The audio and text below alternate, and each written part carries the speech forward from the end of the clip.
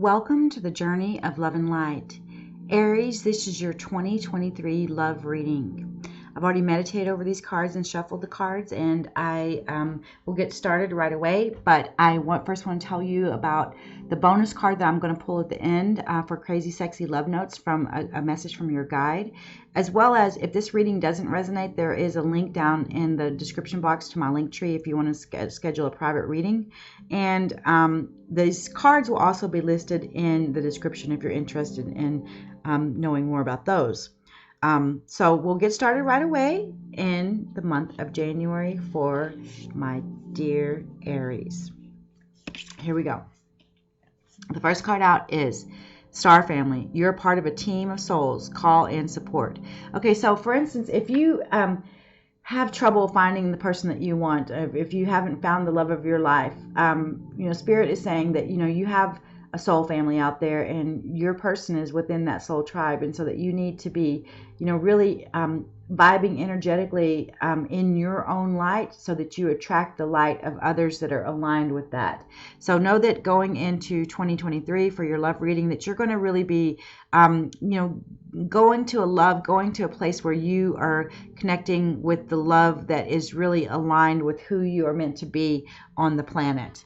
And the next card out for the month of February, Playfulness, says that, really, being yourself, just being, that childlike innocence, that's what's going to pull in the love of your life. And because that's the kind of energy that you want to attract, because that's the kind of energy that you want to be around, Aries. This is, not too serious, fun, adventures, that kind of thing.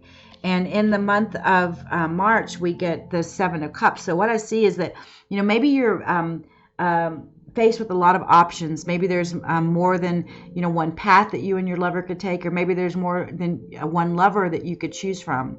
But Spirit's asking you to make sure that you're choosing that has value, that has worth, that, all that glitters is not gold, so make sure that whatever you're choosing in the month of March, that you're choosing based on this higher vibrational love and this idea of, being able to be authentically you and not just subscribing to what other people on the planet might think that you should, choose. And in the month of April, we have the Child of the Cosmos. It says the intelligence of the universe lies within you. So again, back about this childlike innocence, being playful and knowing that, but by, getting, staying in this state of, youth and young and innocence, that you will connect to Spirit, and that will, guide you on, your true path of love. And know that in the month of May, that you might come across someone that really sparks your interest, that, that there's a real chemistry between the two of you, or that may just be that the relationship you're in, you begin to really see that there's something between the two of you, that when you're two together, that it's like, you really stir things up, and, things start really heating up when you're, in the same space. But one thing that's cautioned in the month of June, my dear Aries, is this Devil card. This could also be a Capricorn, but it could talk about addictions and codependency, too much drinking, overeating, things like that. So just be careful to not let, whatever this chemistry is, this passion, turn into something that is not healthy, an unhealthy attachment of some kind. And in the month of July, you have the activated earth. It says power places, ley lines, trust where you're led. So again, if you're staying in this childlike innocence, Aries, for the month of for the year of 2023, as it relates to your love reading, know that you're going to be attracting what it is that, where it is you're supposed to be going. You're going to be, feeling the pull into certain places as it relates to, your love relationship and the future of, where the two of you, want to end up. I see that, in the month of August, finances and career become a factor in the relationship. So maybe the two of you are starting to really, have a plan for the future, and you want to, be together, but maybe there's like financial issues, or maybe one person doesn't make enough money or something like that. But what I'm hearing, as we come into the card for September, my dear Aries, is the Fool card. It says that you're going to need to take a leap of faith, that you can travel light, that you'll have enough, that no matter what choice that you make in love, even if you choose the love that doesn't have as much money, like say maybe that these options were here, that there was someone that was super had money and wealth, but there's someone that doesn't have money, but they are much more aligned with you in terms of your childlike innocence and with the chemistry. And so a spirit, I guess here is saying, Aries, make sure that you're choosing the energy that is aligned with your childlike innocence and with love. And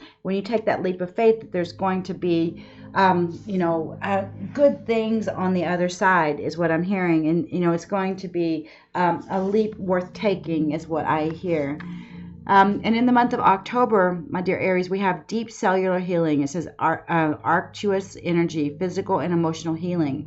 So once you've taken this leap of faith and you're gone in this new direction, what I'm sensing is it's really allowing you to heal from all the things of the past that hurt you, that caused you to have suspicions, or caused you to be cautious about moving in the direction of a permanent kind of solid love, that always made you just choose a bunch of options and never get really committed to any certain situation, Aries. And what I'm sensing is by November, Spirit's asking you to keep an open mind. It says your soulmate may differ from your usual type and expectations.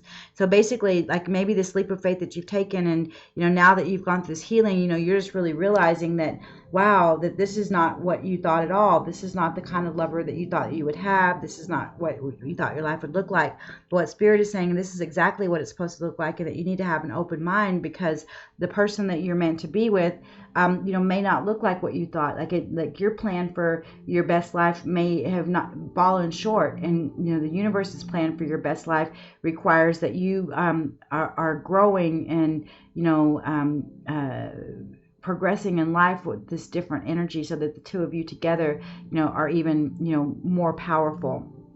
And for the end of 2023 in December, we pulled the Empress card, and this Empress card talks about,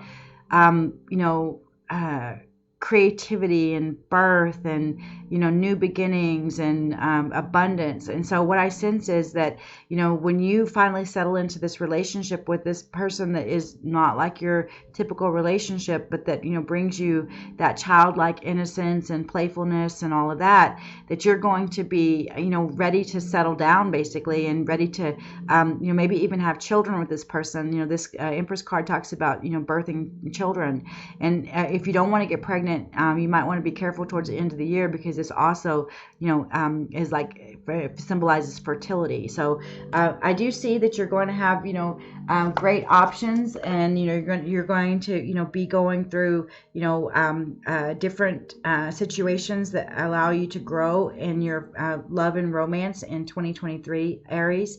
And I am going to pull your card now for your message from your guides from Crazy Sexy Love Notes to round out this reading.